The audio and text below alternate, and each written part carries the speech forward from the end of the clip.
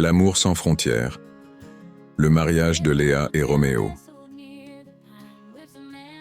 C'était un jour d'été radieux dans les paysages vallonnés de l'Auvergne.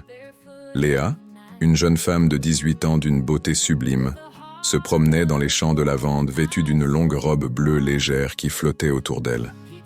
Ses longs cheveux bruns soyeux cascadaient sur ses épaules délicates, encadrant un visage fin aux traits harmonieux et des yeux verts émeraude pétillants de vie.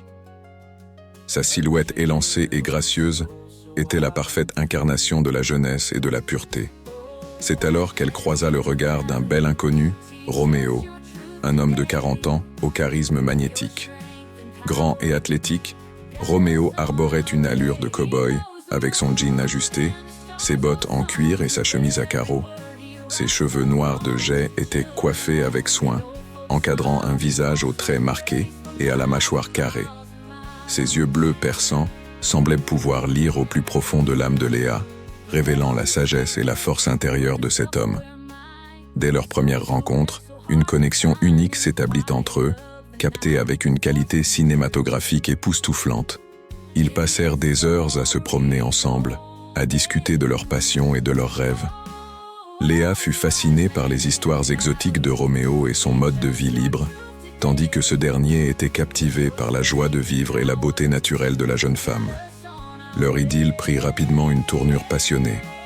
Avant de s'aventurer dans les montagnes sauvages de l'Auvergne, Roméo demanda la main de Léa auprès de son père, qui fut ravi de cette union. Ensemble, ils grimpèrent au sommet des volcans éteints et se perdirent dans les forêts profondes, créant des souvenirs inoubliables. Chaque jour, leur amour grandissait, nourri par cette aventure partagée. Mais leur bonheur fut de nouveau menacé lorsque Roméo reçut un appel urgent de sa famille, en Italie. Le cœur brisé, Léa regarda son bien-aimé s'éloigner, ne sachant pas s'il se reverrait un jour. Des mois passèrent, et la jeune femme n'arrivait pas à oublier son bel Italien. Puis, un jour, alors qu'elle se promenait dans les rues d'Issoire, elle le reconnut soudain au loin. Roméo était revenu. Ils se jetèrent dans les bras l'un de l'autre, submergés par l'émotion. Léa et Roméo décidèrent alors de ne plus jamais se quitter. Quelques années plus tard, ils se mariaient dans une magnifique cérémonie au cœur des volcans d'Auvergne, entourés de leurs proches. Leur histoire d'amour, née d'une rencontre fortuite dans les champs de lavande, s'était transformée en une belle aventure pour la vie. Ensemble, ils continuèrent à explorer les merveilles de cette région, créant de nouveaux souvenirs inoubliables.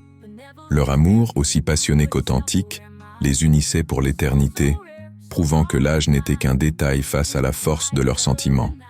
Cette union entre une jeune femme pleine de vie et un homme d'expérience sage et bienveillant était un témoignage puissant de la puissance de l'amour, capable de transcender les différences et de créer une connexion profonde et durable.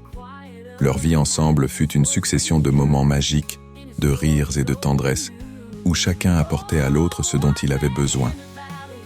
Léa, avec sa joie de vivre et son enthousiasme, insufflait à Roméo une nouvelle énergie, tandis que ce dernier, avec sa sagesse et sa bienveillance, offrait à la jeune femme un ancrage et une stabilité dont elle avait besoin. Leur amour était une source d'inspiration pour tous ceux qui les entouraient, prouvant qu'il n'y a pas d'âge pour vivre une histoire passionnée et épanouissante. Ensemble, Léa et Roméo avaient créé un havre de paix et de bonheur, un refuge où leur amour pouvait s'épanouir librement, loin des jugements et des préjugés.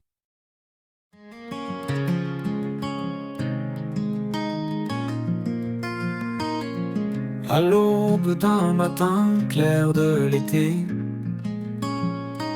les champs verts baignés de rosée, je marche seul sur ce chemin perdu, cherchant les souvenirs jamais vus.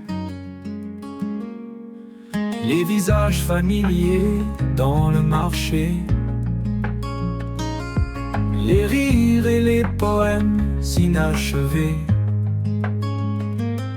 La vieille église qui sonne à midi me rappelle les amours du lundi.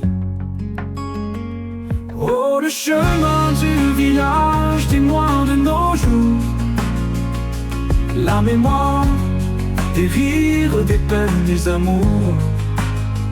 Dans chaque pierre, dans chaque coin, le passé et le présent se rejoignent.